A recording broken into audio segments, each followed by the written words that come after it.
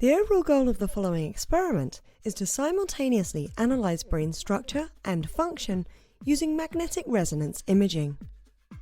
This is achieved using high-field MRI to image the brain's white matter structure with diffusion spectrum imaging, or DSI, and to measure brain function with bold fMRI. The DSI data are then processed to produce multidirectional diffusion estimates at every point in the brain. Additionally, the fMRI data are analysed in order to produce regions of interest for generating or selecting virtual white matter fibres. Next, the regions of interest are aligned with the DSI data so that functional and structural data are in a common image space.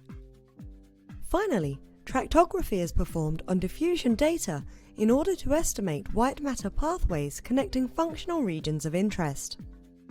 Results are obtained that show the degree of anatomical connectivity between brain areas hypothesized to be functionally connected based on fMRI task data. Recent converging evidence has suggested that complex cognitive operations are executed by networks of many brain regions working in concert rather than a single unitary area. In order to fully specify these computational systems, it is necessary to understand the relationship between their functional and structural properties.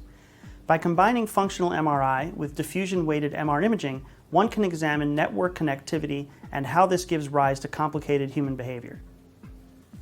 The main advantage of this diffusion MRI pipeline over standard methods like diffusion tensor imaging is that the combination of high angular resolution, diffusion-weighted imaging, and model-free reconstruction enables us to better resolve complex fiber